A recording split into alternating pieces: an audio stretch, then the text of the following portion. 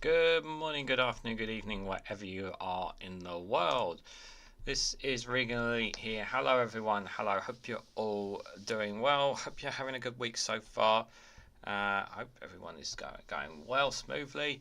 It's going to be a very long day today for me. Oh god. Yes, I am going to cover the budget as well, believe it or not. I'm not just going to do Pmqs, I'm going to do the budget as well. It's going to be one of those days, guys. It's going to be one of those days. I've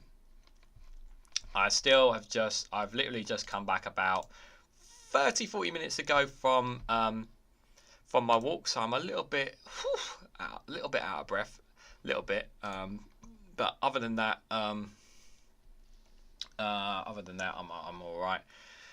So just a couple of caveats just for some people, just for those, obviously, as the numbers draw in.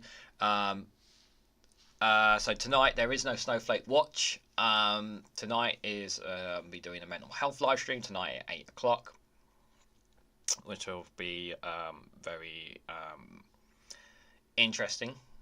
For those who are not used to him, please feel free to come tag along and check that out with me. It will be...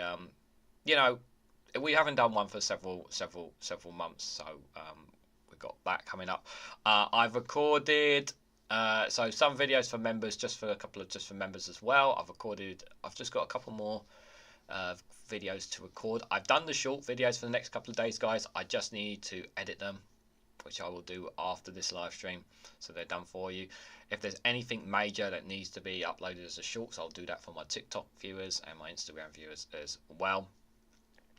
I know we just got a couple minutes. I'm still trying to pull myself together. I did have a little bit of lunch before, a little bit of lunch as well, because I was like saying to myself, well, I can't wait till after Pmqs and the budget to have lunch. That would not be ideal for me, guys.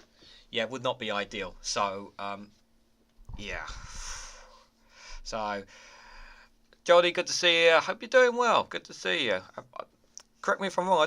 I don't recall seeing you ever in one of my live streams. Probably because they're not never the right times for you. But I hope you're doing well. Dave McGinnis, good to see you. Yeah, it is going to be a lot, to be fair. I'm going to struggle to take everything in, to be fair. But I'm just yeah, I'm having. I mean, as the stream was starting up, I was having a bit of internet issues, and it looks like, oh, what's going on with the Pmqs here? Why is it not running on the theme? Okay, it looks like it's running there. Just double checking that it's going to be running, you guys. What do you guys honestly think? Do we think they're going to be calling a general election after this? There is the talk of potentially a general election going to be called after this as well, possibly. Oh god, what's going on? I'm having a little bit of trouble here, guys. It keeps. Normally when I do Pmqs, I use it through BBC Parliament, but for some reason it keeps it's struggling, and I don't know if it might be my bandwidth. Because I did have trouble with. That's not good. I can't have this. Can I use a different? Give me 1 second, guys. I'm going to try and see if I can find a different video. If it's, I don't know if it might be just BBC Parliament.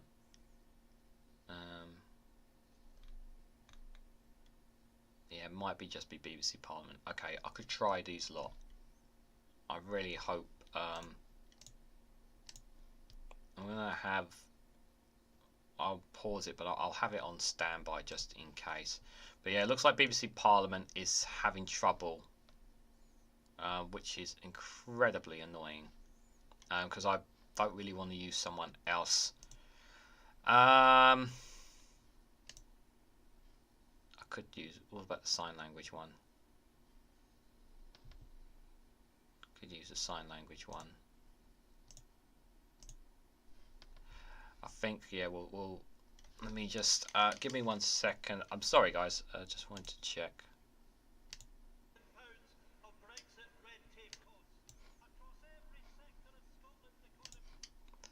Okay, what we'll do is we'll use. I might get copyrighted though if I use these guys just because they got their logo. Well, I as well just play it and see how it is. Reg, good to see you, buddy. Hope you're doing well. Hasn't officially started just yet. I think it's about to start any moment now. Oh, it's a far stronger voice in these annual just going to turn the volume down. That in there. Where is Sunak is there, so it looks like they're ready to go. Alright. We now come to Prime Minister's questions, but we are joined today in the gallery by the Speaker of the Supreme Council of the Kyrgyz Republic. I now call Charlotte Littles. Number 1, please, Mr. Speaker. Mr. Speaker, this morning I had meetings with ministerial colleagues and others. In addition to my duties in this House, including listening to the Chancellor's budget statement, I shall have further such meetings later today. Charlotte Littles. Thank you, Mr. Speaker. The UK used to be a world leader in psilocybin research, but despite the calls from the Home Affairs Select Committee, leading researchers, charities and veterans organisations and the Royal College of Psychiatrists, we've shamefully fallen behind on breakthrough treatment for conditions like PTSD and depression, causing misery to millions of people in our country. Can the Prime Minister explain why this policy remains the responsibility of a Home Office that can't give it the attention it deserves, and why it's okay that American, Canadian and Australian patients can access treatment British patients can't? Prime Minister. Mr. Speaker, I completely sympathise and understand why people suffering from distressing conditions will want to seek the best possible treatment available, and I thank the Honourable Lady for raising the issue. We are committed to ensuring that the UK is a world-leading jurisdiction for pharmaceutical, clinical and other medical research, and we have, in fact, asked the Advisory Council on the Misuse of Drugs to review barriers to legitimate medical research involving controlled drugs such as psilocybin. Our response to the Council's recommendations, I'm pleased to tell the Honourable Lady, will be published as soon as possible. Dr. Curran. Thank you, Mr. Speaker. My constituency has a long and proud history of farming, with generations of the same family helping to feed our nation. And not since World War II have we been so aware of how important food security is to our national security. So will the Prime Minister update the House on what his government is doing to support our fantastic farmers? Nothing! That's the answer. Mr. Speaker, as I set out at the NFU conference just a couple of weeks ago, we will always back British farmers to continue to produce fantastic food. We're accelerating that plan with the largest package of grants ever, and indeed one of those new schemes opens just today, supporting farmers with up to £125,000 towards the purchase of new equipment and technology. Our schemes in England are all about more choice, Mr. Speaker, not less, and unlike Labour in Wales, we will never introduce top-down arbitrary targets that damage farming funds, damage our food security and take farmers back to square one. We now come to the Leader of the Opposition, Keir Starmer. Thank you, Mr. Speaker. 3 years ago, Sarah Everard was walking home when she was abducted and murdered by a serving police officer who should have been trusted to keep her safe. As a father, I can't imagine the pain her parents, her family and her friends are going through in this difficult anniversary week. Never happened. Lady Angelina's report exposes the appalling failure in police vetting and in misconduct processes. And I'm very troubled by its conclusion that there is, and I'm going to quote it, nothing to stop another Cousins operating in plain sight. How can that be the case 3 years on from this horrendous crime? Well, Mr. Speaker, can I firstly say that I'm sure all members of the House will have been thinking about Sarah Everard in recent weeks. It was, as the Honourable Gentleman said, an absolutely shocking case, and the abuse of power in particular was appalling. That's why we took action quickly, Mr. Speaker, to strengthen police vetting, strengthen the rules for rooting out officers who are not fit to serve, and conducted the largest ever screening of all serving officers and staff. We're now ensuring that any officer who has been charged for a crime will be suspended from duty automatically until their case is concluded, and we will thoroughly consider all of the report's recommendations and respond in full. The Prime Minister mentions vetting, and I just want to press on that because serious failures in police vetting were raised in independent reports as long ago as 2012, 2019, 2022 and 2023. And that's why Labour's been arguing for mandatory national vetting standards, which would stop anybody with a history of domestic abuse or sexual offending being allowed to join the police in the first place. Why are mandatory national vetting standards not already in place? Well, Mr. Speaker, it is vital for public confidence that those that are not fit to wear the badge are rooted out of the police and not able to join in the first place. That's why the College of Policing has updated its existing statutory code on vetting, and that happened quickly. And in addition, the Policing Inspectorate, Mr. Speaker, carried out a rapid inspection of all forces' progress against the previous findings. And in addition to that, an entire check against the National Police Database was carried out for all serving officers and staff. Mr. Speaker, I'm obviously very familiar with codes in criminal justice systems, but this is too serious for that. There's a world of difference between a code and binding mandatory standards, which don't have legal effect, and that should trouble members across the House. Cousins' history of sexual offending stretched back many years. On 4 occasions, despite allegations of indecent exposure, he wasn't sacked. We know indecent exposure is a gateway to more horrific crimes, as was tragically shown to be the case, not only in Sarah Everard's case, but also Libby Squire. But it's not treated with the seriousness required. The Angelina report recommends reviewing all indecent exposure allegations against serving officers in order to identify, investigate and remove those officers from service. Now, given the obvious urgency of this recommendation, can the Prime Minister give a categorical assurance that it will be implemented immediately? Mr. Speaker, as the Home Secretary addressed this specifically when he made his statement, indecent exposure, just like any other kind of sexually motivated crime, is abhorrent.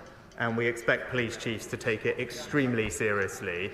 We fully expect police chiefs to suspend an officer charged with any kind of sexually motivated crime. And it's worth pointing out, in addition to the new powers that the Home Secretary outlined about automatic suspension, Chief Constables already do have existing powers to suspend any officer in their force when allegations are made, and we fully expect them to use those powers.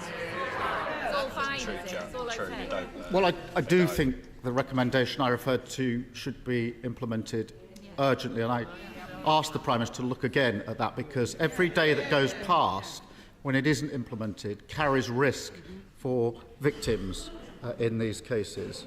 Sarah Everard's murder should, of course, been a watershed moment on policing reform, on the criminal justice system, on violence against women and girls. But the sad reality is that victims of rape who have the courage and bravery to come forward have just a 2.4% chance of their perpetrators being caught and charged within the year. How does the Prime Minister expect women to have confidence in the criminal justice system when almost all rapists don't see the inside of a courtroom? Mr. Speaker, as we acknowledged a couple of years ago, of course we need to do more to improve rape outcomes in the criminal justice system. And the Rape Action Review Plan, is showing considerable progress, Mr. Speaker. We've already increased the average sentences for rape by a third since Labour were last in office, Mr. Speaker. By the way, using a power that the Labour Party voted against in this House. And thanks to our action plan, we've seen police referrals double, charges double, and last year there was a 50% increase in rape convictions, and now rapists will serve every single day of their sentence behind bars. And the honourable gentleman did raise his time at the Crown Prosecution Service, but he hasn't acknowledged that under his tenure, rape convictions actually dropped. Well, the Prime Minister knows that's going to be fact-checked. He also knows I support tough sentences. I really do think that the victims of violence against women and girls deserve better than this nonsense from the Prime Minister. It needs to be taken seriously. It's not games, Prime Minister. We all want more victims to come forward, but we have to be honest. Unless things change, the criminal justice system will continue to fail them. That's why we're committed to introducing specialist rape and sexual offences teams in every force to give victims specialist support and confidence that their experience will be investigated properly. When will the Prime Minister commit to doing the same? Mr. Speaker, we've already implemented a Rape Action Review Plan. He says about taking this seriously. Here are the things that we have done, Mr. Speaker. We have ended the appalling digital strip search that victims had to go through with their mobile phones. We've ensured that there's better use of pre-recorded cross-examination. We've rolled out Operation Sorteria with incredible success across all national police forces, and we have increased significantly the number of independent sexual, domestic violence and abuse advisors to up to 1,000, and there is more specialist training in all police forces for these prosecutions. That is a plan that we've already put in place. It's a plan that is working to ensure that we can keep women and girls in our country safe. Mr. Speaker, the problem is the rosy picture the Prime Minister tries to paint of the current criminal justice system is completely at odds with the confidence many women currently have in it. And with the publication of the Angelina report, the country deserves to know that we're doing all we can to make our country safe for women. That starts with what should be the most basic task, creating a safe workplace here in Westminster. And at the moment, as everyone in this House knows, we are failing in that endeavour, and we all have a duty to change this. So when will he make time for the vote on banning from Parliament MPs who face allegations of sex offences? Prime Minister. Mr. Speaker, it is absolutely right that we ensure our communities are safe for women and girls. That's why we passed the landmark Domestic Abuse Act. That's why we set up a new 24/7 victim support line. It's why we've quadrupled funding for victim support, and why we are investing in practical things like CCTV and better street lighting in safer communities up and down the country. Now, of course, there is always more we can do, but this government has a strong track record in ensuring that women across this country will feel safe.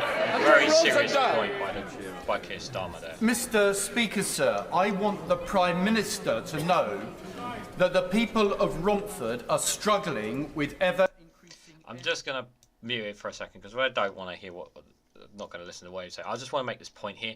Some rape victims have to wait up to 5.5 years for their case in court to be made. I've covered this on numerous, a couple of stories on this, as you guys know. Our police force is shambolic. It's not working in any way, shape or form.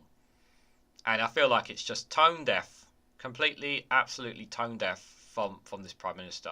And especially that last question, like, was so blatant. It's just absolutely disgusting. Absolutely disgusting, to say the least. I mean, welcoming the fact that the energy price cap is set to fall by almost £250 in April, which will bring relief to many families, but we must hold companies to account, and that's why we introduced the energy profits levy on the windfall profits caused by an unexpected increase in energy prices, and we are going further to cut costs for people by cutting their taxes and putting more money in their family bank accounts. SNP Leader Stephen Flynn. Mr. Speaker, much to my surprise this morning, it's been widely reported that the Conservative Party in Scotland are absolutely furious that Westminster is about to tax Scotland's natural resources in order to pay for a tax cut in England. Mr. Speaker, is the Prime Minister in danger of turning his colleagues into nationalists? Mr. Speaker, obviously I wouldn't comment on the budget, but what I would say is, when I was in Scotland last week, it was crystal clear. There has only ever been one party consistently standing up for the North Sea energy industry, and it's the Scottish Conservatives. The Prime Minister knows that not to be the case, but there's a serious point to be made here, Mr. Speaker. The Conservative Party want to use Scotland's natural resources to pay for tax cuts in England. The Labour Party want to use Scotland's natural resources to pay for nuclear power stations in England, and the cost of that up to 100,000 jobs. Scotland's wealth, Scotland's resources, Scotland's jobs, all a game to Westminster. But with the Tories on just 15% in the polls in Scotland now, will the Prime Minister do us all a favour and call a general election? Let's have it. Mr. Speaker, the honourable gentleman claims to be supportive of the North Sea energy industry. Why is it that he's opposed all the measures that we have taken to protect those jobs in Scotland over the past couple of years? He talks about tax in Scotland and England. I'll just gently point out to him that thanks to the actions of the Chancellor and this UK government, everyone in Scotland has received a significant tax cut from January this year. And in contrast to the Chancellor's last budget, the SNP's budget put taxes up for working Scots. Scotland is now the high tax capital of the UK, but this Conservative government is going to keep cutting taxes for hard-working Scots. The government is rightly acting to properly compensate the Horizon victims who are highlighted by Alan Bates's legal challenge. However, there are thousands more sub-postmasters across the country who are not actually prosecuted, but who faced financial penalties for bogus shortfalls, causing enormous financial and personal distress to them. Does the Prime Minister agree with me that we should now be doing everything possible to do right by all victims of gross miscarriage of justice, clear their names and, at last, properly financially compensate them. My right honourable friend is absolutely right to highlight the appalling impact this miscarriage of justice has had on people's mental health. As he acknowledged, our focus is on delivering justice for the postmasters, and that's why we will introduce legislation to overturn convictions and pave the way for the swift payment of compensation, which he acknowledged. But I thank my honourable friend for his long-standing campaign on this issue about mental health, and I can assure him that the Postal Minister is closely examining the issues he raises. He's considering next steps and will keep the right honourable gentleman closely informed. Sir Geoffrey Donalds. Thank you, Mr. Speaker. The Prime Minister will be aware that the Government's proposals to deal with the legacy of our troubled past in Northern Ireland continue to be the subject of scrutiny, most recently in the High Court ruling in relation to compatibility with our human rights obligations. And yet, many families of victims in Northern Ireland are deeply disappointed with the lack of cooperation by the Irish Government in relation to murders committed in their jurisdiction or from their jurisdiction. In relation to the Omagh bomb inquiry, for example, the Irish Government has declined to conduct a public inquiry on this worst atrocity in our troubled past, despite the courts urging it to do so. Will the Prime Minister continue to press the Irish Government on the need for them to make available facilities to enable the families of innocent victims, including in Omagh, to pursue justice for their loved ones? Can I thank my honourable friend for his question on this important topic, which I know will be of great interest not just to his constituents but many others across Northern Ireland. The Government has set forward its plans to deal with the legacy of the past and will continue to engage with everyone in Northern Ireland, whatever their views, to set out the best way forward. But I can confirm to him that the Secretary of State for Northern Ireland has raised these specific issues directly with the Irish Government and will continue to do so. And I also spoke to the Taoiseach myself about this very matter. We would hope to see further cooperation on Omagh and many other outstanding cases that involve Irish jurisdiction, because, like him, I want to give families as much information as possible. Hello, Plesty. Thank you, Mr. Speaker. Putin's put the Russian economy on a total war footing. He has increased military spending by 68% to 7.5% of GDP. He claimed this month that over 520,000 new jobs have been created in their arms industry, which now employs an estimated 3.5 million Russians. On my recent visits to Ukraine, I've met with government ministers and senior military figures who have expressed great frustration to me about the length of time it is taking to develop collaboration in building a defence manufacturing capability jointly with UK defence companies in Ukraine. So will my honourable friend meet with me to discuss how we can unblock the bureaucracy and, as our Ukrainian friends say, build the arsenal of the free world together? Well, I can reassure my honourable friend that we remain steadfast in our support for Ukraine, and we will not allow Putin to achieve his aim of eradicating Ukrainian freedom and democracy. Our cross-government task force is working diligently to support both the armed forces of Ukraine and lead UK and Ukrainian defence industrial cooperation. I'm pleased to say in December last year we conducted our first successful trade mission to Ukraine alongside the UK defence industry. But I can tell him that the government and UK industry will continue to work hand in glove with our Ukrainian allies, seizing the opportunities for collaboration and bolstering our joint defence industries. Stringer.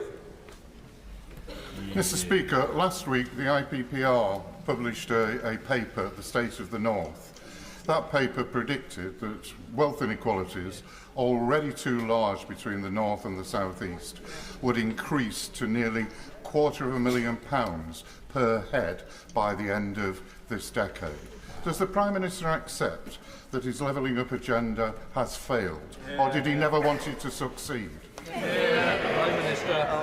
Mr. Speaker, on the contrary, inequality in our country has actually declined under this Conservative government. And when it comes to levelling up in the North, it's actually the North that has received some of the highest amounts of per capita levelling up funding of any region in the country. And I know when he last popped up to ask me a question about our investment in the North. I was wondering if he's managed to get an answer as to what exactly the Labour Party's position on HS2 is, because I'd still like to know, because what we're doing is taking that money and reinvesting every penny of it across the North in forms of transportation that people use every day, delivering benefits quicker to communities not just in his constituency, but across the entire North, and it's been warmly welcomed everywhere that I've been. Why do I have a hard time believing that?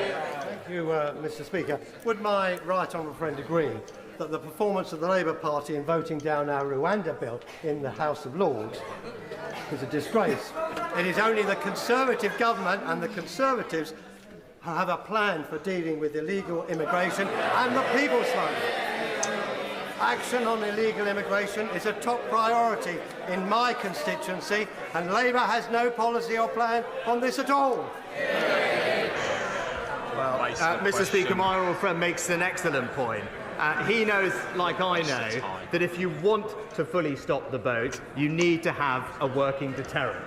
That means if someone comes here illegally, you must be able to remove them to a safe third country alternative. They're not that's a safe why the third Rwanda country. scheme is so important, and that's why we're determined to see it through. But it was just in the last week an independent report was published talking about the Labour Party's policies in this area, which made it crystal clear that they don't have a plan to stop the boats, and in fact their idea would see the UK accept hundreds of thousands more migrants. Thank you very much, Mr. Speaker. Which part of his economic legacy is the Prime Minister most proud of? Is it presiding over the highest tax burden since the Second World War? Or is it delivering the slowest real wage growth since the Napoleonic War? Mr. Speaker, saving 10 million jobs in the pandemic with the furlough scheme. Can't argue that. It's probably his only decent legacy is that. Consensus across this House on the need to build new houses. Where that consensus breaks down is where those houses should be built. Does the Prime Minister agree with me that wherever possible, new houses should be built on brownfield sites, not on green spaces, not on greenfield, and certainly not on prime farmland?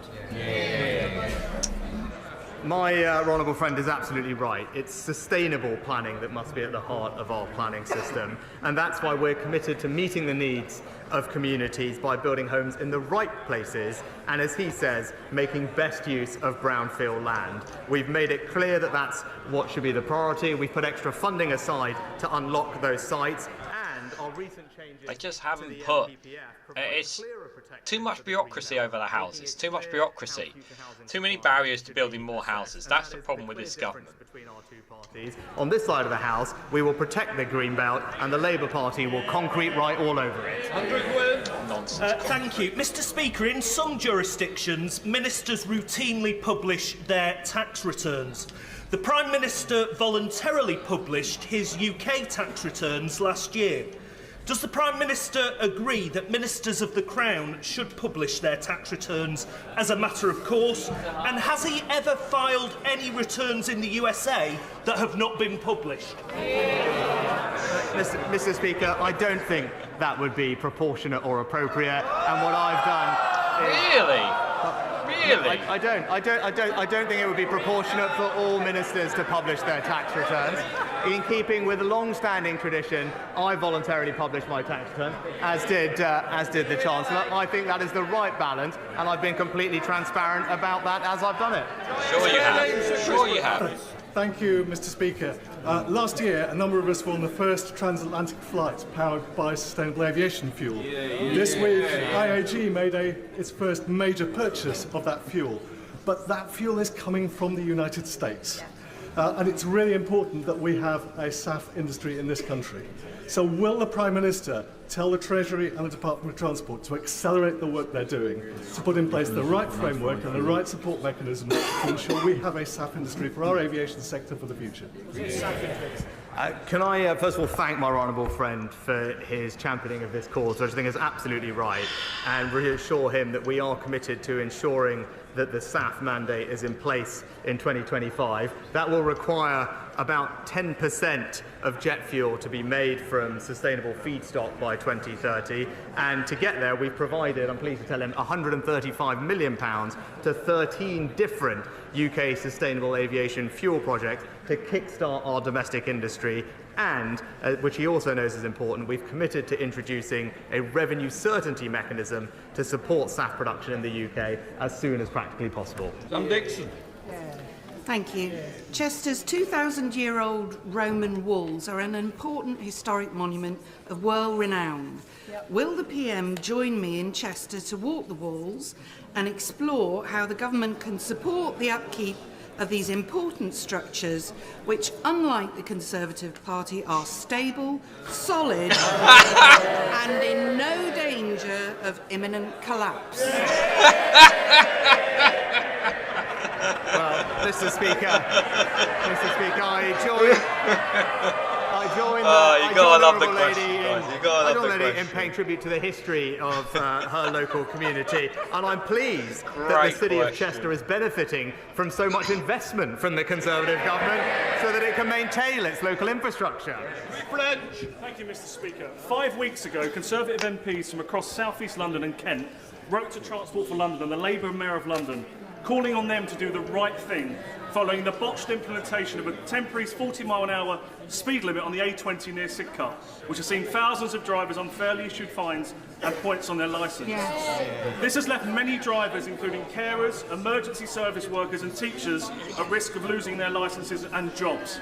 This is despite travelling less than 50-mile-an-hour zones.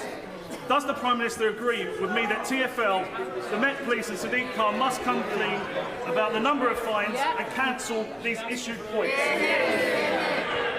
Can I thank my honourable friend for this question, and I do understand the concerns that local drivers have over this ongoing TfL issue. Whilst we're doing everything we can to back motorists across the country, it is disappointing that the Labour Mayor and indeed Labour-run Wales are hammering drivers at every opportunity, whether that's temporary speed limits or blanket 20-mile-an-hour zones or the ULEZ expansion. But I will make sure that my honourable friend has a meeting with a responsible minister to discuss his concerns. Mr. Speaker, to strengthen current spiking legislation, forensic evidence is essential. The NHS does not have uniform policy for the screening of suspected victims of spiking at A&E. We can pass all the laws we want in this place, but to achieve justice, this forensic evidence is vital. Will the Prime Minister commit to ensuring that hospital emergency departments have a statutory obligation to take forensic samples from these victims? I agree with the Honourable Lady that spiking is an appalling, violating crime which seriously undermines public safety, particularly the safety of women and girls, and we want to make sure that the existing laws recognise the threat that spiking poses, and that's why at the end of last year we announced a raft of new measures to confront spiking and support victims, including changing the law to make it clear without any doubt that spiking is illegal, as well as other measures like an online reporting tool, investing in research and rapid testing kits, and training for bar staff. But I'll ensure that we look into the issue that she raises and write back to her.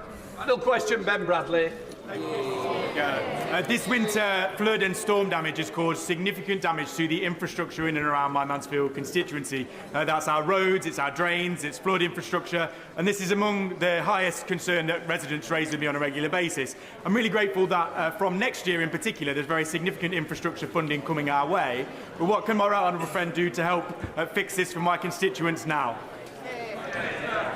Well, Mr. Speaker, I'm pleased that in 2020 we announced that we would double our flood investment to a record £5.2 billion, and in Nottinghamshire since 2010 we've invested over £50 million to protect 15,000 properties, and I know currently there is a programme in Mansfield which is looking at surface water and drainage improvements, but I will make sure that I talk to the Chancellor that we have a strong economy to keep investing in local infrastructure in his area, and that's exactly what we're about to hear from my right honourable friend in just a second. Completes Prime Minister's questions. There you go. Gracefully, Mom turns up. Order! Order! Before I call the Chancellor of the Exchequer, I remind honourable members that copies of the budget resolutions will be available to them from the vote office in Members' Lobby and online at the end of the Chancellor's statement. I also remind honourable members that interventions are not taken during the Chancellor's statement, nor during the replies of the Leader of the Opposition, or indeed of the spokesman for the Scottish National Party. I'm hoping that the hubbub on my right here is going to die down and some politeness will prevail before I call the Chancellor. Mr. Chancellor of the Exchequer. Get comfortable. Madam Deputy Speaker, as we mourn the tragic loss of life in Israel and Gaza, the Prime Minister reminded us last week of the need to fight extremism and heal divisions. So I start today by remembering the Muslims who died in 2 world wars in the service of freedom and democracy. We need a memorial to honour them, so following representations from the Right Honourable Member for Bromsgrove and others, I've decided to allocate £1 million towards the cost of building one. Whatever your faith or colour or class, this country will never forget the sacrifices made for our future. Interesting. Madam Deputy Speaker, in recent times the UK and the UK economy has dealt with a financial crisis, a pandemic and an energy shock caused by war in Europe. Yet despite the most challenging economic headwinds in modern history, under Conservative governments since 2010, growth has been higher than every large European economy. That's funny. See the lowest in G7. Unemployment has halved. Misleading, doesn't it? Absolute poverty has gone down, and there are 800 more people in jobs for every single day that we've been in office. It's already lying. Of course, interest rates remain high as we bring down inflation. But because of the progress we've made, because we are delivering the Prime Minister's economic priorities, we can now help families. We can now help families not just with temporary cost of living support, but with permanent cuts in taxation. We do this to give much needed help in challenging times, but also because Conservatives know lower taxes mean higher growth. Where's the growth? And higher growth means more opportunity, more prosperity, and more funding for our precious public services. But if we want that growth... What? The Chancellor has hardly said anything.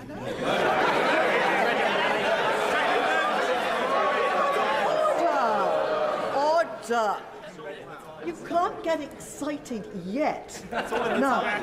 Now, other people want to hear what the Chancellor has to say, and it's matters. So we'll have a bit of good behaviour, please. Chancellor. There's no point shouting. Thank you, Madam Deputy Speaker. If we want that growth to lead to higher wages and higher living standards for every family in every corner of the country, it cannot come from unlimited migration. It can only come by building a high-wage, high-skill economy, not just higher GDP, but higher GDP per head. And that is the difference with the party opposite. Their plans destroy jobs, reduce opportunities, and risk family finances with spending that pushes up taxes. Instead of going back to square one, the policies I announced today mean more investment, more jobs, better public services and lower taxes in a budget for long-term growth. Madam Deputy Speaker, I start with the updated forecast from the OBR, for which I thank Richard Hughes and his team. First, inflation. When the Prime Minister and I came to office, it was 11%. The latest figures show...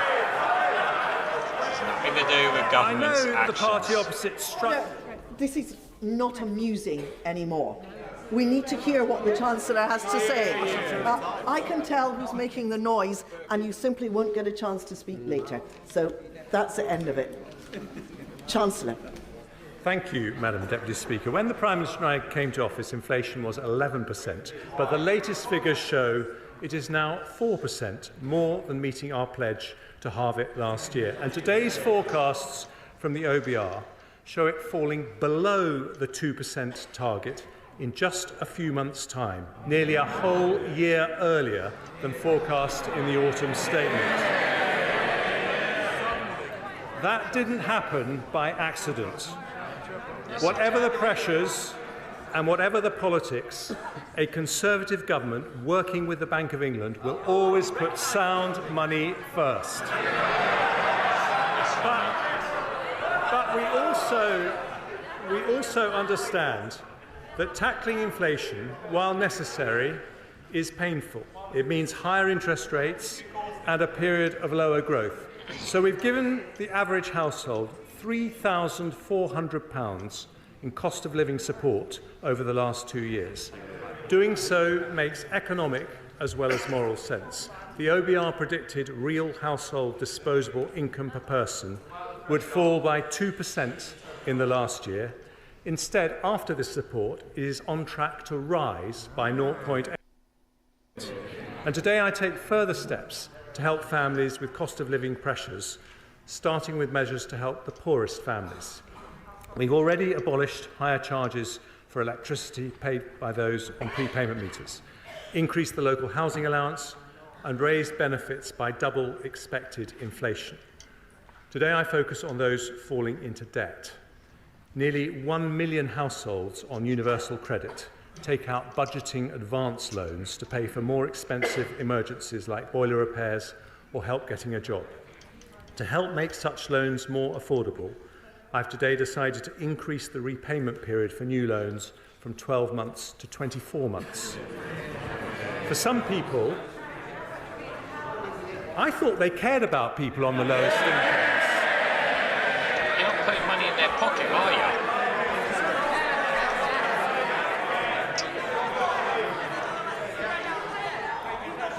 But trust the Labour Party not to want to hear about debt. For some people, the best way to resolve debt is through a debt relief order. But getting one costs £90, which can deter the very people who need them the most. So having listened carefully to representations from citizens' advice, I today relieve pressure on around 40,000 families every year by abolishing the £90 charge completely. Next, the Household Support Fund. It was set up on a temporary basis and due to conclude at the end of this month. Having listened carefully to representations from the Joseph Rowntree Foundation, the Trussell Trust, and honourable members from East Ham, Colchester, Ruislip, Northwood and Pinner, and Suffolk Coastal, amongst others, I've decided that with the battle against inflation still not over, now is not the time to stop the targeted help it offers. We will therefore continue it at current levels for another 6 months. Next, I turn to a measure that will help businesses and households more broadly. In the autumn statement, I froze alcohol duty until August of this year. Without any action today, it would have been due to rise by 3%. But I've listened carefully to my right honourable friends from Altrincham and Sale West, the Vale of Glamorgan, and my right honourable friend from Murray, who is a formidable champion of the Scottish whisky industry.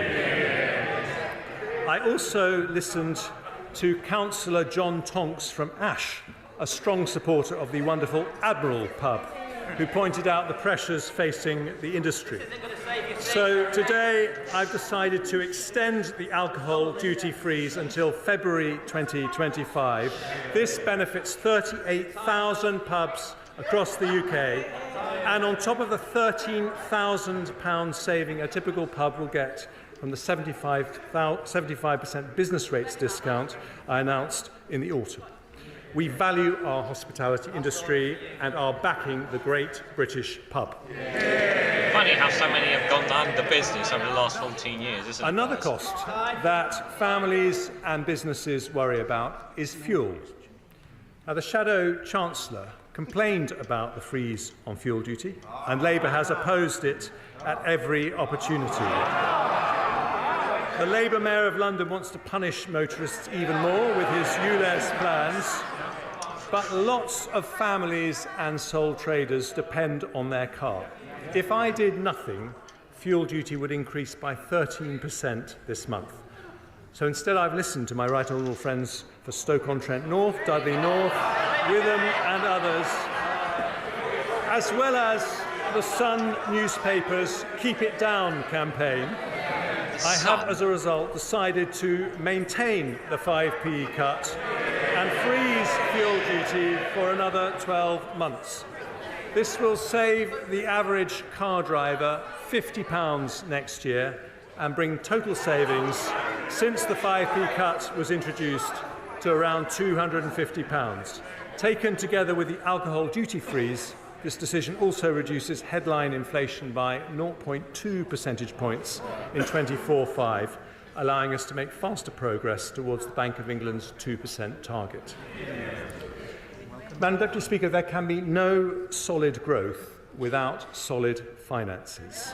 An economy based on sound money does not pass its bills to the next generation. How's our economy doing? When it comes to borrowing, some believe there is a trade-off between compassion and fiscal responsibility. They are wrong. It is only because we responsibly reduce the deficit by 80% between 2010 and 2019 that we could provide £370 billion to help businesses and families in the pandemic. The party opposite opposed our plans to reduce the deficit every single step of the way. But in fairness, they were consistent. The Lib Dems supported controlling spending in coalition, but now say they would prop up a party that will turn on the spending taps. It's the difference between no plan and no principles. Is that the best you've got? Just throwing pot shots at opposition parties instead of giving an actual budget? Is this it? And I'm delighted the right honourable gentleman from the Lib Dems was here to hear it for once. You're not here to take pot shots, you're here to deliver a budget. Today, get on with it, please. We say something different. There is nothing compassionate about running out of money. With the pandemic behind us, we must once again be responsible and build up our resilience to future shocks. That means bringing down borrowing so we can start to reduce our debt. And today's figures confirm that is happening. Ahead of my first autumn statement in 22, the OBR forecast headline debt would rise to above 100% of GDP. Today, they will say it will fall in every year to just 94% by 28-29.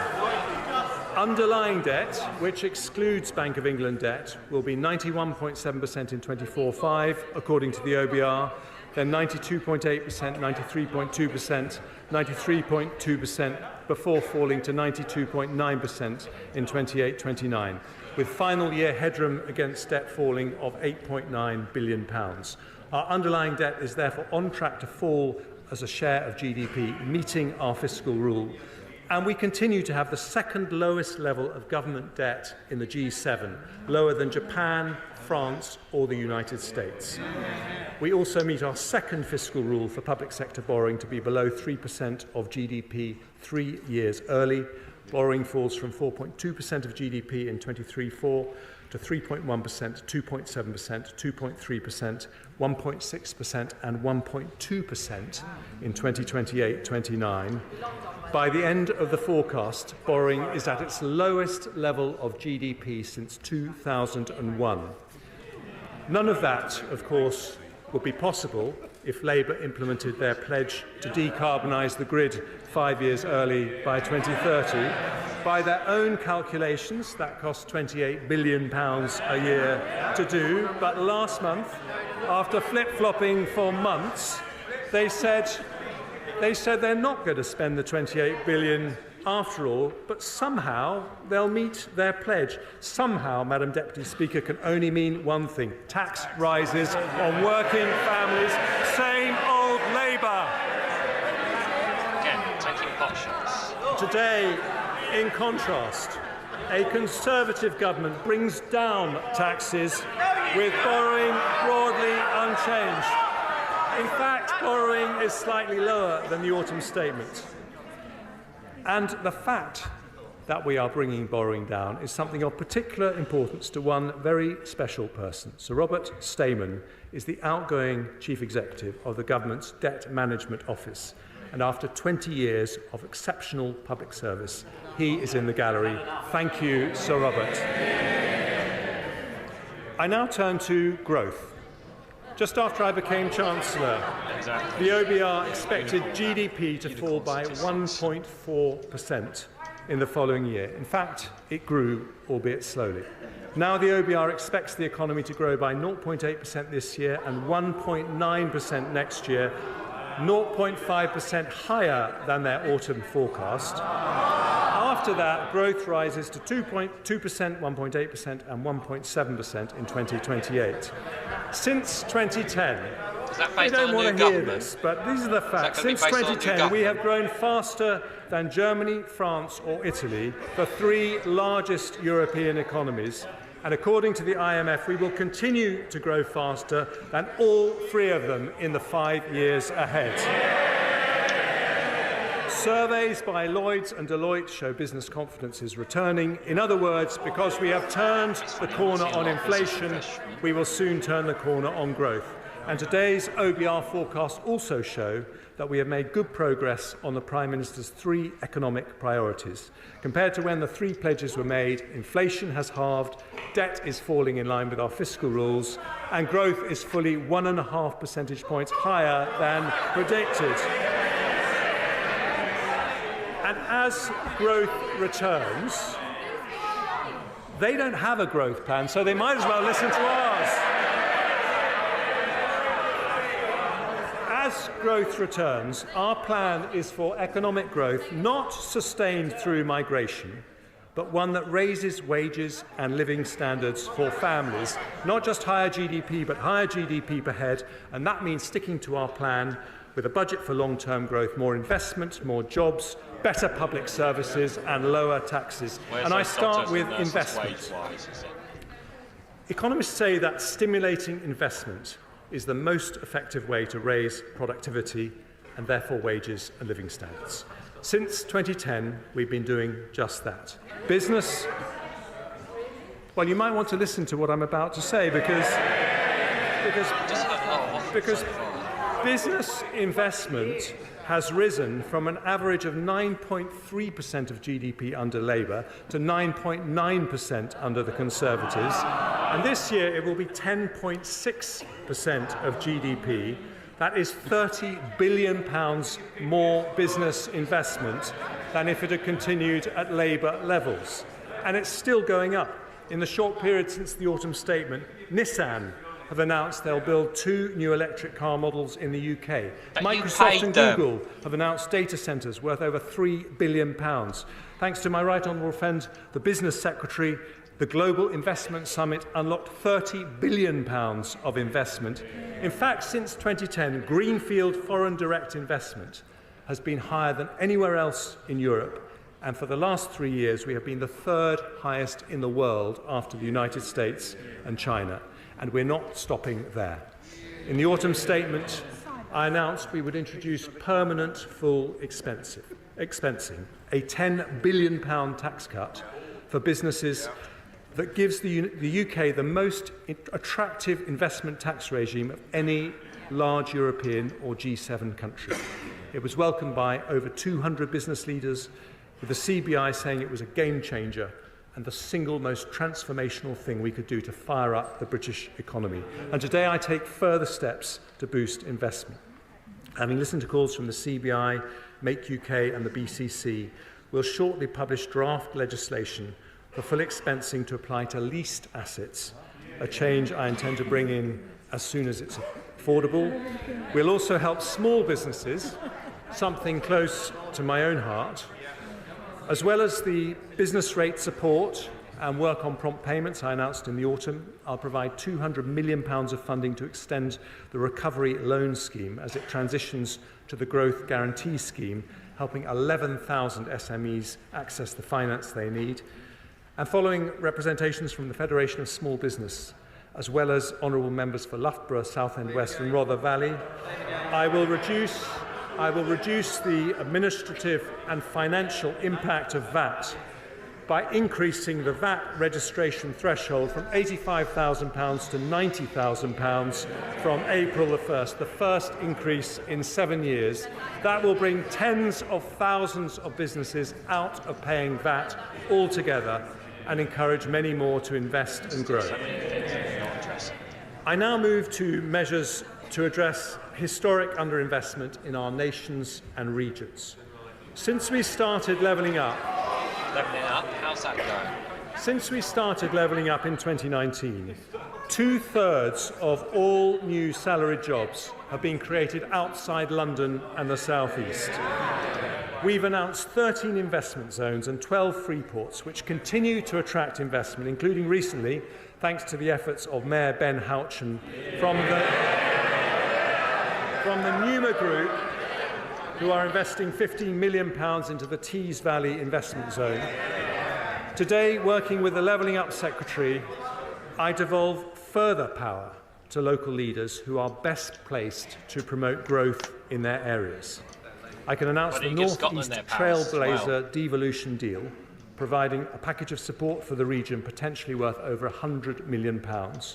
I'll devolve powers to Buckinghamshire, Warwickshire, and to the most beautiful county in England, Surrey. I see the Leader of the Opposition smiling because, like me, he is a Surrey boy. I know he's been taking advice from Lord Mandelson, who yesterday rather uncharitably said he needed to shed a few pounds. Ordinary families will shed more than a few pounds if that lot get in. Well, they're going in one way or another.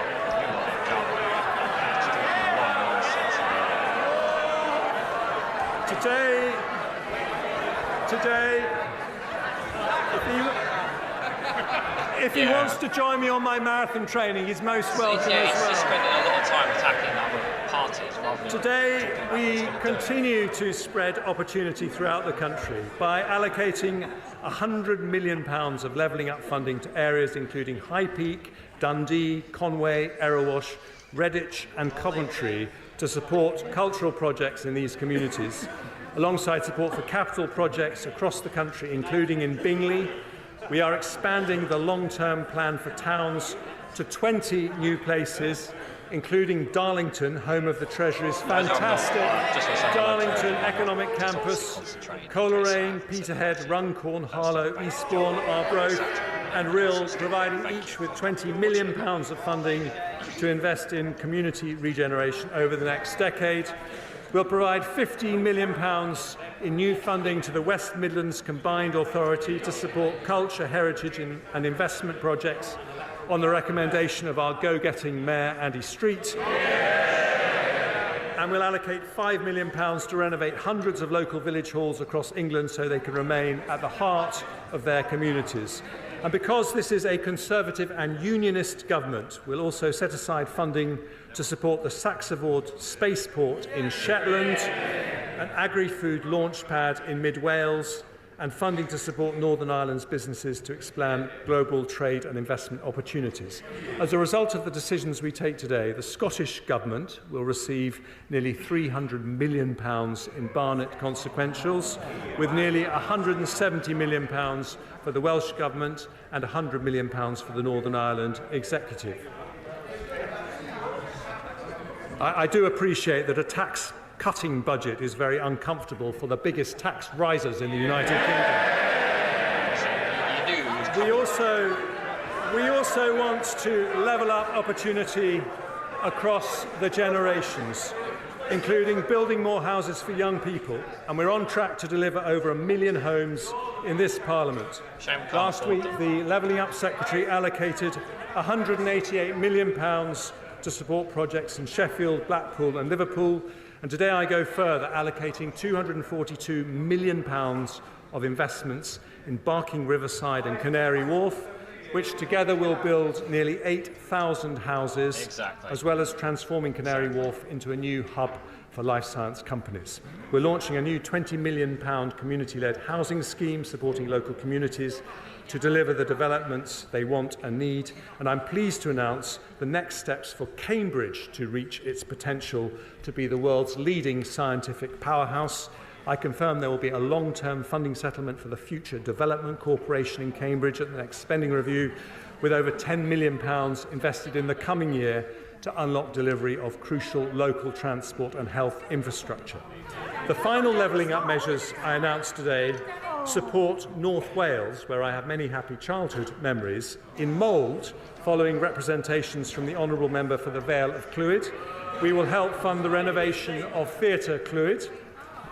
And I can announce this week the Government has reached agreement on a £160 million deal with Hitachi to purchase the Wilfer site in Innismarn and the Oldbury site in South Gloucestershire. Innismarn has a vital role in delivering our nuclear ambitions, and no one should take more credit for today's announcement than my tireless, tenacious and turbocharged honourable friend Innismarn. More investment by large businesses, more support for small businesses, promoting investment in our nations and regions, all part of a budget for long-term growth that sticks to our plan to deliver more jobs, better public services and lower taxes.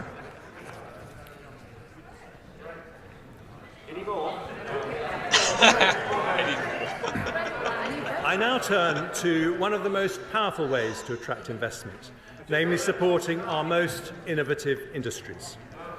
Outside the US, we have the most respected universities, the biggest financial services sector, and the largest tech ecosystem in Europe. We have double the AI startups of anywhere in Europe, double the venture capital investment, and a tech economy now double the size of Germany and 3 times the size of France. We're on track to become the world's next Silicon Valley. In today's budget for long-term growth, I take further steps to attract investment into our technology-related industries. I want our brilliant tech entrepreneurs not just to start here, but to stay here, including when the time comes for a stock market listing. So we'll build on the Edinburgh and Mansion House reforms to unlock more pension fund capital. We'll give new powers to the Pensions Regulator and Financial Conduct Authority to ensure better value from defined contribution schemes by judging performance on overall returns, not cost. We'll make sure there are vehicles to make it easier for pension funds to invest in UK growth opportunities. So I'm today publishing the names of the winners of the LIFTS competition. But I remain concerned that other markets, such as Australia, generate better returns for pension savers with more effective investment strategies and more investment in high-quality domestic growth stocks.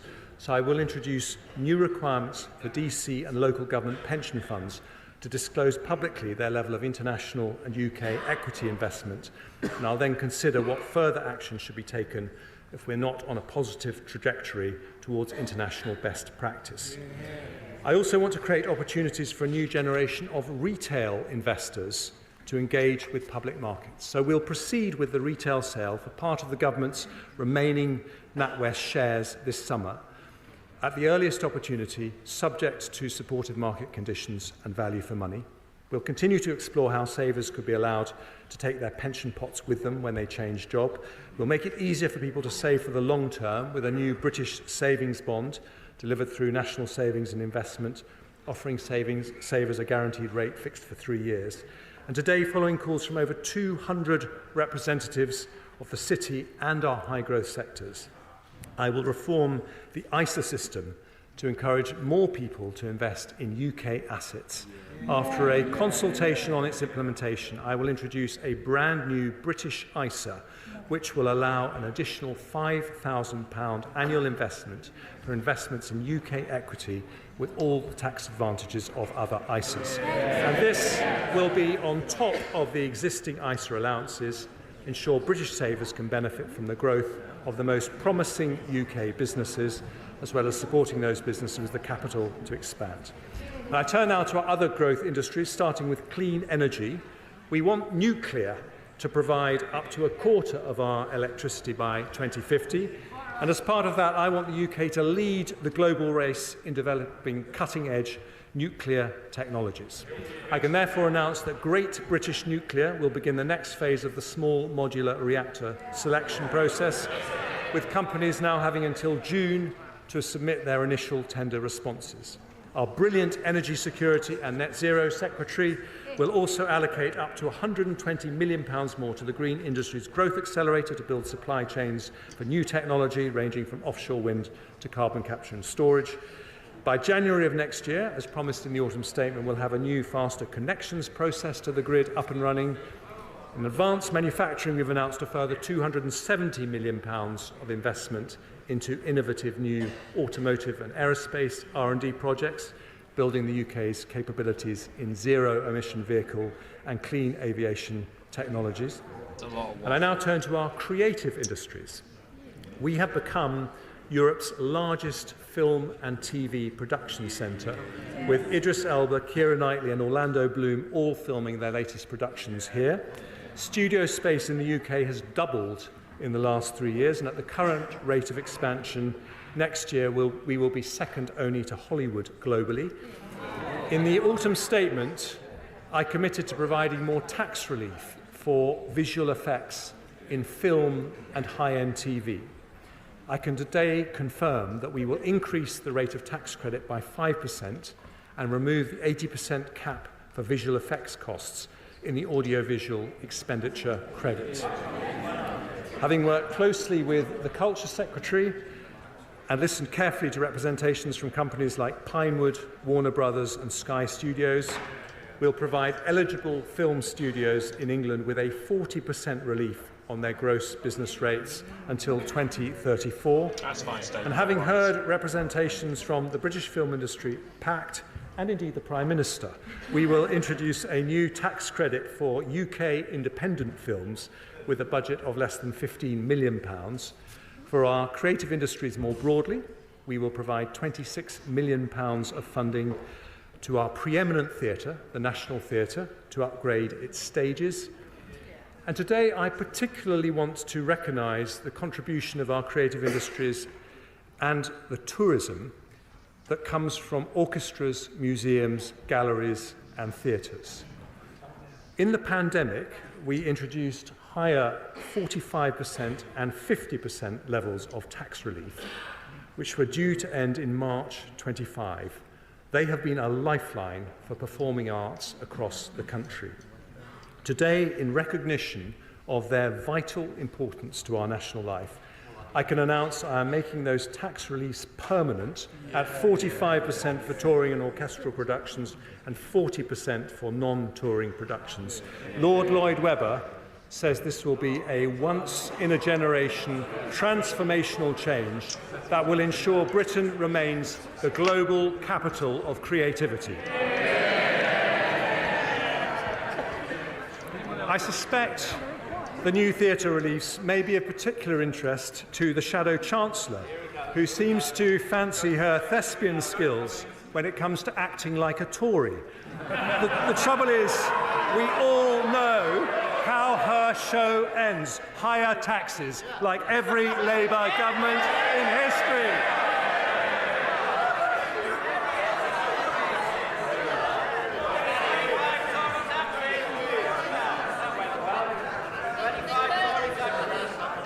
I'm delighted they are cheering the fact that Labour governments always put up taxes. They're right.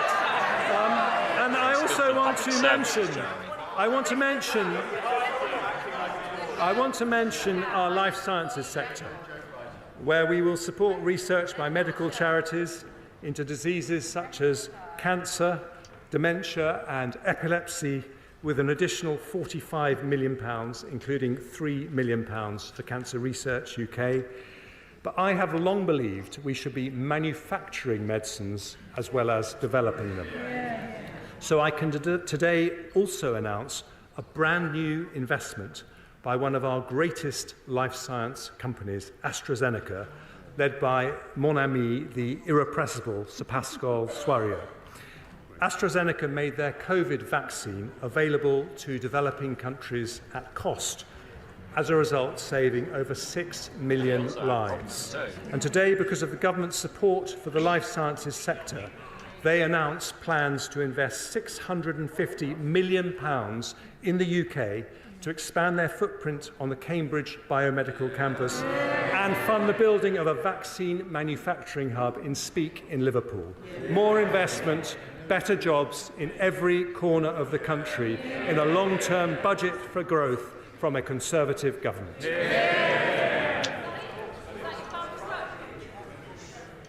One of the biggest barriers to investment is businesses not being able to hire the staff they need.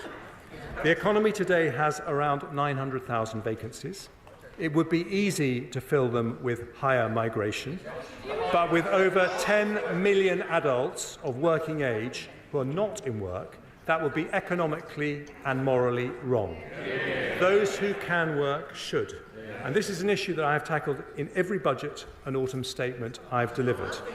A year ago, I abolished the pensions lifetime allowance, which pushed doctors and others to take early retirement. Ask any doctor what they think about Labour's plans to bring it back, and they will say, don't go back to square one. In the autumn, with the help of our superb Work and Pensions Secretary, we announced the Back to Work plan, which will support 1 million adults with medical conditions and reduce the number of people assessed as not needing to work by 2/3. A year ago, I also announced the biggest ever expansion of childcare, extending the 30-hour free childcare offer. Just listen. Extending the 30-hour free childcare offer to all children of working parents from 9 months. We've not had a childcare plan from Labour, so you might want to listen to ours. Our plan will mean an extra 60,000 parents enter the workforce in the next 4 years, a tremendous achievement for the Education Secretary, who I think is doing an effing good job. And today, following representations from many people, including the CBI, I announced measures to support the childcare sector make the new investments it now needs to. So I am guaranteeing the rates that will be paid to childcare providers to deliver our landmark offer for children over 9 months old for the next 2 years. That is more people in work, more jobs, sticking to our plan in a long-term budget for growth. And I now turn to public services. When are you going to mention recession? I thought they were supposed to be interested in public services. You're actually investing something.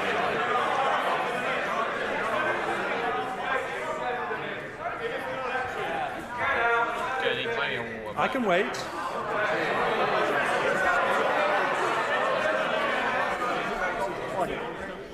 Order.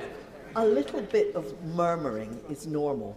I shouldn't be able to hear what you're saying over there. That is clearly out of order. Now, let's have some courtesy. Chancellor. Thank you, Madam Deputy Speaker. Good public services need a strong economy to pay for them, but a strong economy also needs good public services. In 2010, schools in the UK were behind Germany, France and Sweden in the OECD's PISA education rankings for reading and maths. Now, after Conservative reforms, we are ahead of them. Burglaries and violent crime have halved in the last 14 years after we invested in 20,000 more police officers. Same ones you took away again. Our armed forces remain the most professional and best funded in Europe. With defence spending already more than 2% of GDP, we're providing more military support to Ukraine than nearly any other country, and our spending will rise to 2.5% as soon as economic conditions allow. The NHS is still recovering from the pandemic, but has 42,000 more doctors and 71,000 more nurses than it did under Labour. That is 250 more doctors and 400 more nurses for every single month that we've been in office. Now, resources matter, of course, which is why, despite all the economic shocks we have faced, overall spending on public services has gone up since 2010. In the case of the NHS, by more than a third in real terms. It has gone up, but it hasn't gone up enough. But although spending has continued to rise every year, public sector productivity still remains below pre-pandemic levels by nearly 6%. So what are you doing about it? This demonstrates that the way to improve public services is not always more money or more people. We also need to run them more efficiently. We need a more productive state, not a bigger state. In autumn 2022, I set day-to-day spending to increase by 1% a year in real terms over the next Parliament. Some say that's not enough and we should raise spending by more. Others say it's too much and we should cut it to improve efficiency. Neither are right. It's not fair to ask taxpayers to pay for more when public service productivity has fallen. Nor would it be wise to reduce that funding given the pressures public services face. So I'm keeping the planned growth in day-to-day spending at 1% in real terms, but we are going to spend it better. So today... How's all those councils going bankrupt doing that? They don't have a plan for public services, Your plans like haven't everything worked for else. how many years now? So why not listen to ours? Today I am announcing a landmark public sector productivity plan that restarts public service reform and changes the Treasury's traditional approach to public spending. And I start with our biggest and most important public service, the NHS. One of my greatest privileges was to be Health Secretary. Thanks to the NHS, I have 3 gorgeous children, the oldest of whom has been patiently listening in the gallery. The NHS is rightly the biggest reason most of us are proud to be British, but the systems that support its staff are often antiquated. Doctors, nurses and ward staff spend hours every day filling out forms when they could be... Mr. Streeting, when patients don't show up... I don't like to interrupt the Chancellor. You're too close to me to be shouting that loudly. If you want to shout that loudly, you should come sit away up there. I apologise for interrupting the Chancellor.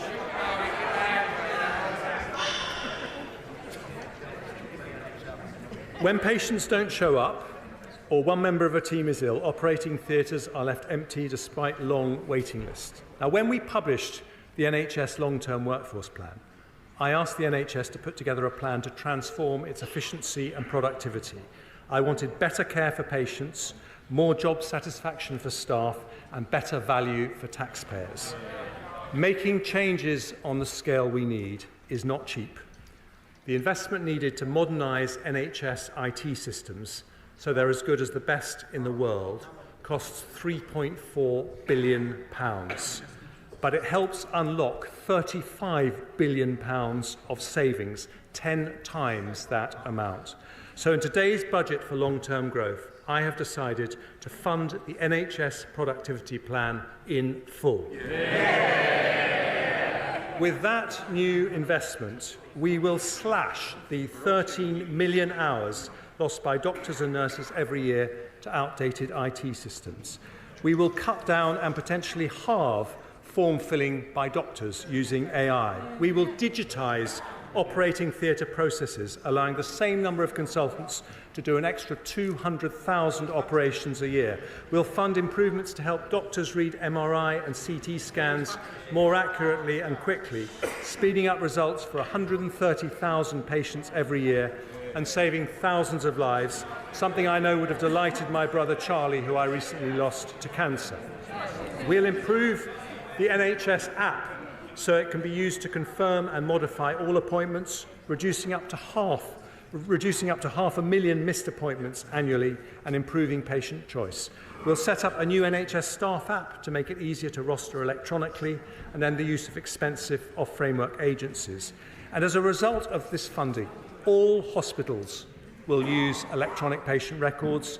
making the NHS the largest digitally integrated healthcare system in the world. Run by Platinum, a US spy tech company. Doubles the amount the NHS is investing on digital transformation over 3 years.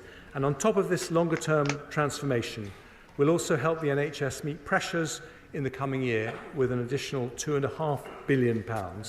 This will allow the NHS to continue its focus on reducing waiting times and brings the total increase in NHS funding since the start of the Parliament to 13% in real terms. The NHS was there for us in the pandemic, and today, with nearly £6 billion of additional funding, a Conservative government is there for the NHS. Never been there for the NHS. Never. The head of the NHS, Amanda Pritchard, today says that this investment shows the government continues to back the NHS. She says that as a result of it, the NHS can commit to delivering 1.9% annual productivity growth over the next Parliament, more than double the average productivity growth in public services between 2010 and 2019. Now, I just want to hear but today is not just about the NHS. I want this groundbreaking agreement with the NHS to be a model for all our public services. Across education, the police, the courts and local government, I want to see more efficient, better value and higher quality public services. So today I can announce that in the next spending review, the Treasury will do things differently. We will prioritise proposals that deliver annual savings within 5 years, equivalent to the total cost of the investment required. And today we make a start with some excellent proposals. Violence reduction units and hotspot policing have prevented an estimated 136,000 knife crimes and other violent offences, as well as over 3,000 hospital admissions.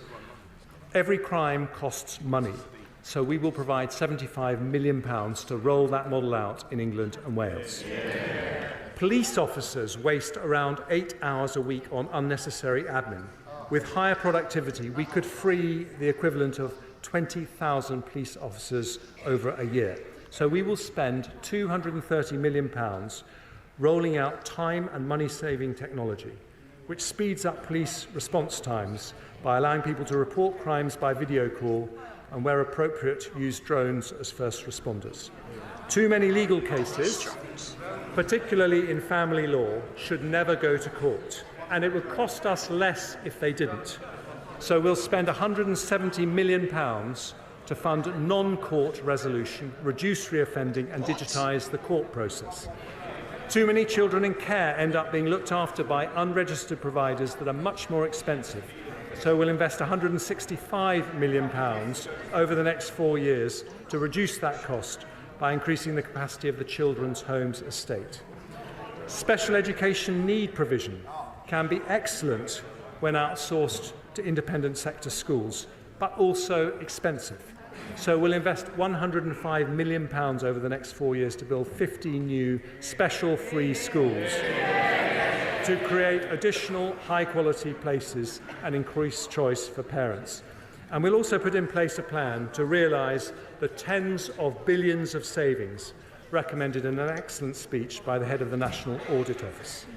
The OBR say a 5% increase in public sector productivity will be the equivalent of around £20 billion in extra funding.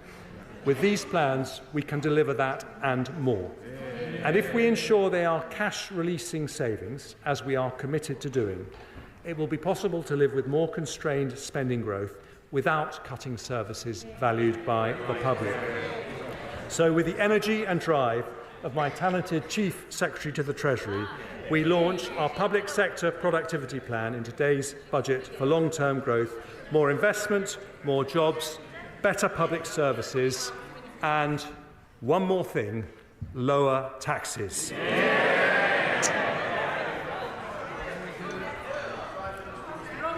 Keeping taxes down matters to Conservatives in a way it never can for Labour.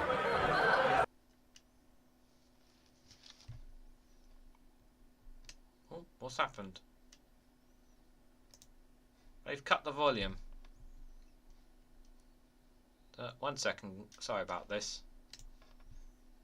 They've cut the volume, guys. Sorry about that. Budget for long-term growth, more investment, more jobs, better public services, and one more thing, lower taxes.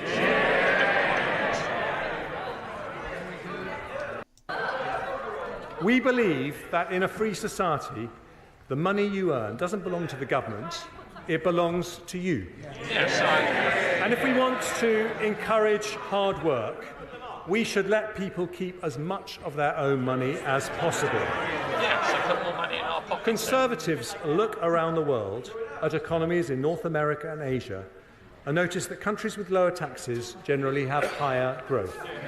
Now, economists argue about cause and correlation, but we know that lower taxed economies have more energy, more dynamism and more innovation. And we know that's Britain's future too.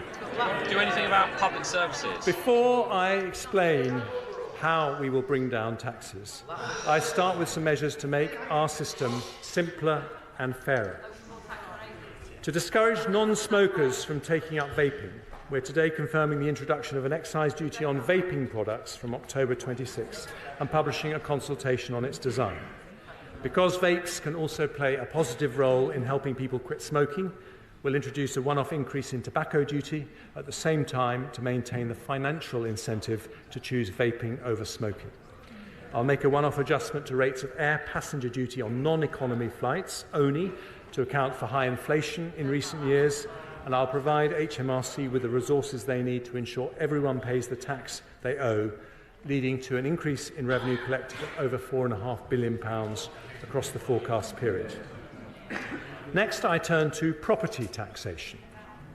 In recent months, following tenacious representation from the honourable members for St Austell and Newquay, North Devon, cities of London and Westminster, Torbay and Truro and Falmouth, I have been looking closely at our furnished holiday lettings tax regime.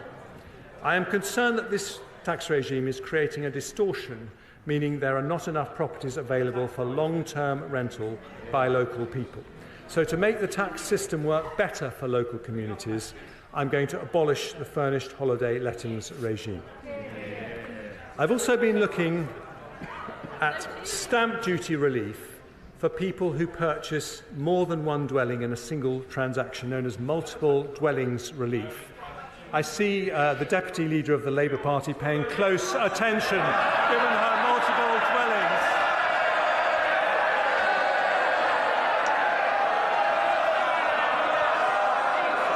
Nonsense.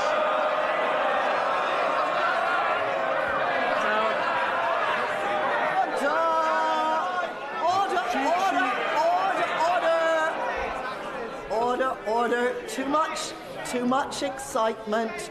We haven't actually heard, because we can't hear what the Chancellor is trying to say.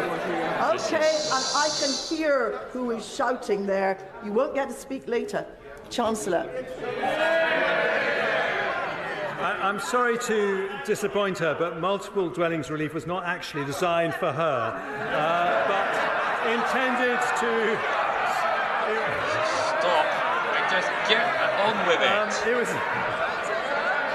It was intended to support investment in the private rented sector, but an external evaluation found no strong evidence that it had done so and that it was being regularly abused, so I'm going to abolish it.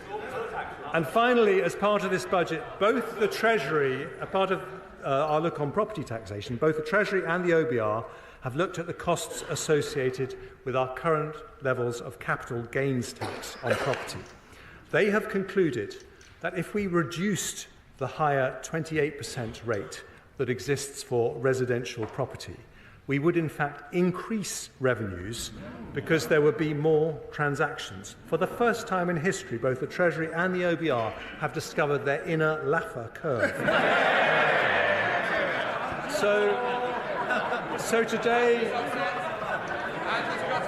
So today I'm going to reduce the higher rate of property capital gains tax from 28% to 24%. That really is for you, Angela.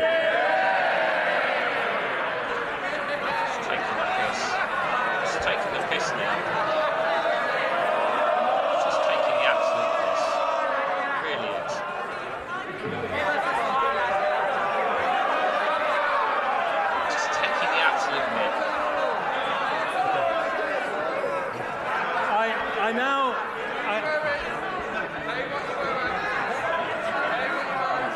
This has got to be one of the noisiest budgets I've ever listened to.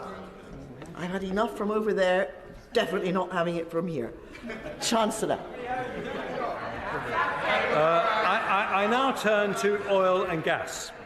Unlike the party opposite, we want to encourage investment in the North Sea, so we will retain generous investment allowances for the sector.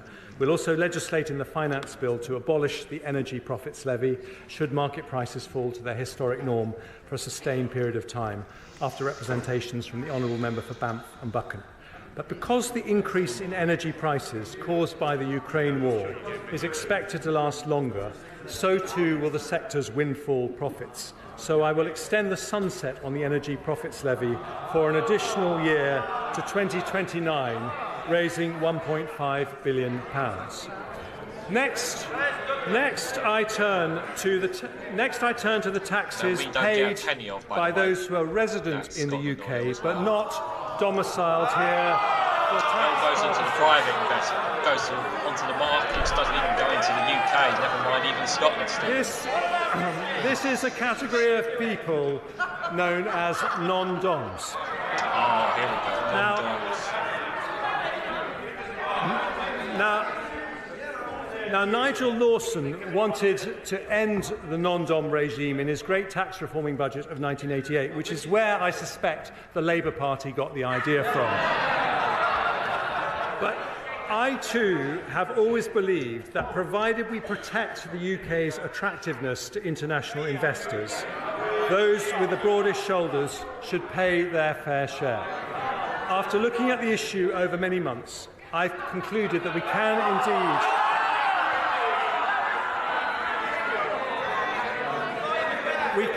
indeed introduce a system which is both fairer and remains competitive with other countries. So the government will abolish the current tax system for non-doms, get rid of the outdated concept of domicile, and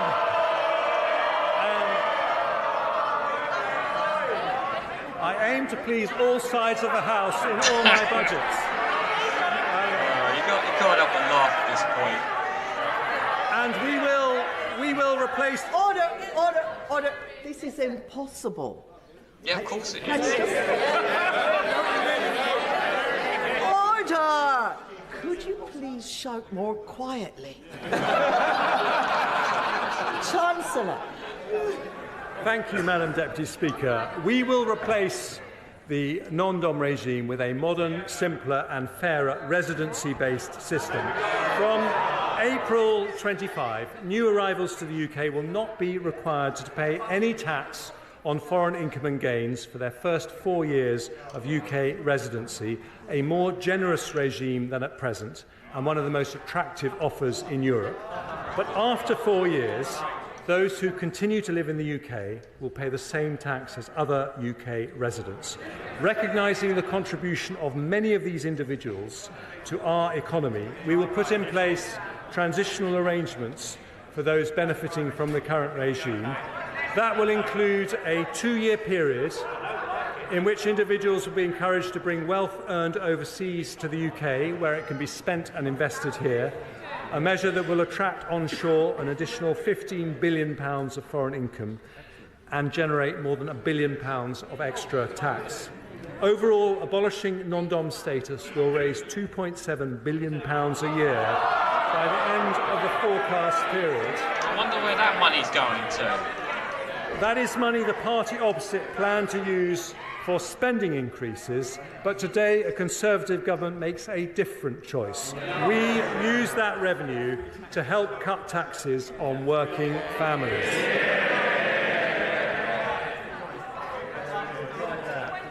And many of those families, Madam Deputy Speaker, depend on child benefit. But the way we treat child benefit in the tax system is confusing and unfair. It's a lifeline for many parents because it helps with the additional costs associated with having children. And when it works, it's good for children, good for parents, and good for the economy because it helps people into work. but we currently withdraw child benefit when one parent earns over £50,000 a year. That means two parents earning £49,000 a year receive the benefit in full, but a household earning a lot less than that does not, if just one parent earns over £50,000. Today, I set out plans to end that unfairness. Doing so requires significant reform to the tax system, including allowing HMRC to collect household-level information. We'll therefore consult on moving the high-income child benefit charge to a household-based system to be introduced by April 2026. But because that is not a quick fix, I make two changes today to make the current system fairer.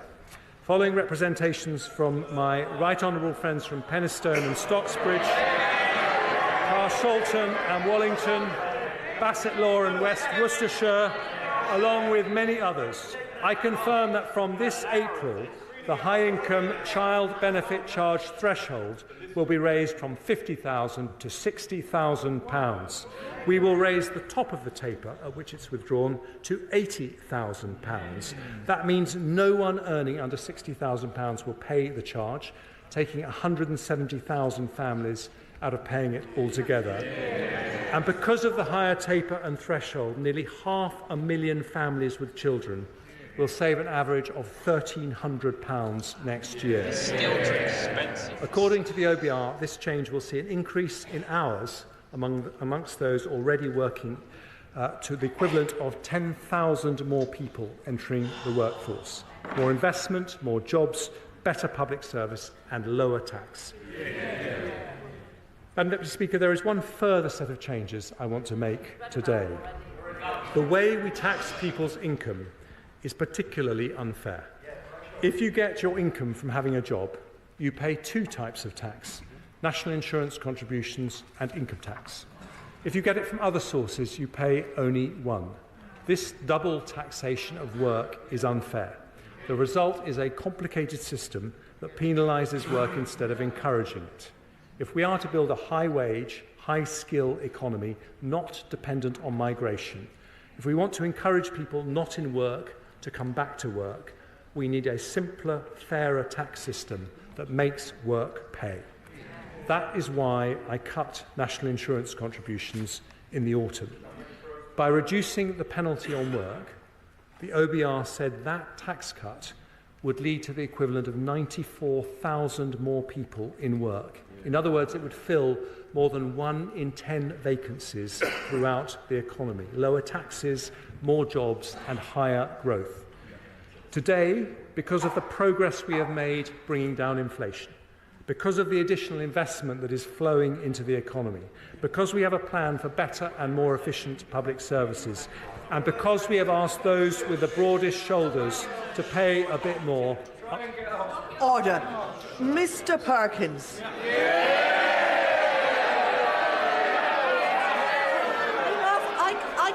I can manage, thank you very much.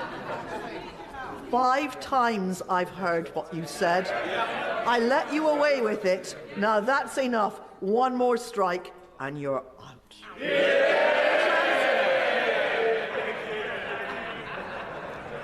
Madam Deputy Speaker, I do know how hard it is for them to listen to arguments for lower taxes.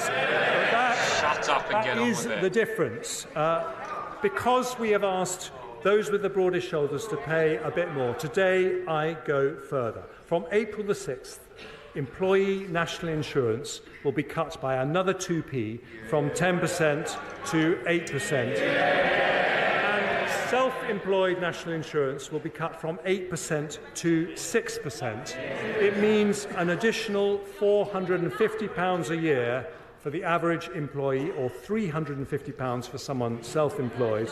When combined with the autumn reductions, it means 27 million employees will get an average tax cut of £900 a year. 2 million self-employed will get a tax cut averaging £650, changes that make our system simpler and fairer, and changes that grow our economy by rewarding work. The OBR say, when combined with the autumn reduction, our national insurance cuts will mean the equivalent of 200,000 more people in work, filling 1 in 5 vacancies, adding 0.4% to GDP and 0.4% to GDP per head.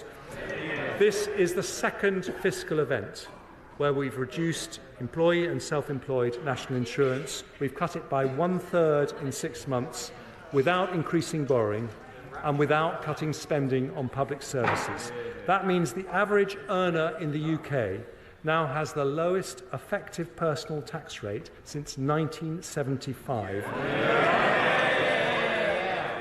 Their effective taxes are now lower than in America, France, Germany, or any G7 country because Conservatives believe that making work pay is of the most fundamental importance. Because we believe that the double taxation of work is unfair, our long-term ambition is to end this unfairness when it is responsible, when it can be achieved without increasing borrowing, when it can be delivered without compromising high-quality public services.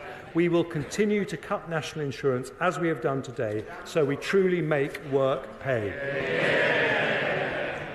Madam Deputy Speaker, we stick to our plan with a budget for long-term growth. It delivers more investment, more jobs, better public services and lower taxes. But dynamism in an economy doesn't come from ministers in Whitehall. It comes from the grit and determination of people who take risks, work hard and innovate. Not government policies, but people power. It is to unleash people power that we today put this country back on the path to lower taxes. A plan to grow the economy versus no plan. A plan for better public services versus no plan. A plan to make work pay versus no plan. Growth up, jobs up, taxes down. I commend this statement to the House. To hell with your statement. Wasted our time.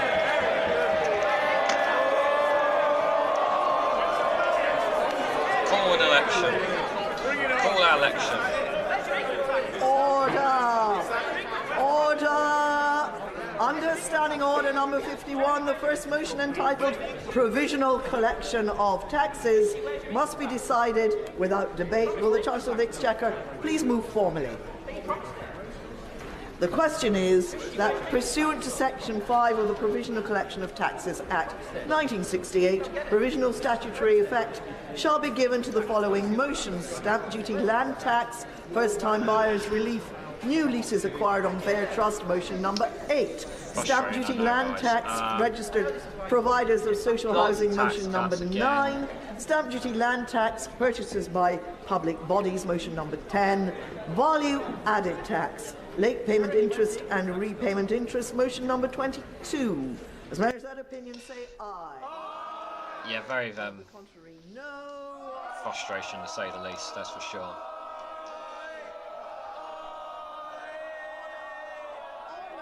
Just gonna keep the volume down until we hear from Rachel Reeves, because I want to hear a little bit of common sense. I know she's one some of us here are not trustworthy of as well, but I think it's fair to say that there were one or two okays, but the vast majority of it was crap. Didn't really hear anything that I'm going to come out of this to just save you guys yourselves a lot of trouble from hearing this until Rachel Reeves speaks. Yeah, it was a lot of hoof-hawing. I just didn't get the point of Labour constantly battering the Chancellor. Yeah, I get it. We don't like what they're going to say and what they're going to introduce, but like you're not really getting anywhere with it. To be honest, we're not getting anywhere with it. I want to hear from Rachel Reeves, and then once we've heard from her, I'm gonna cut the stream. Then once we hear from her, guys.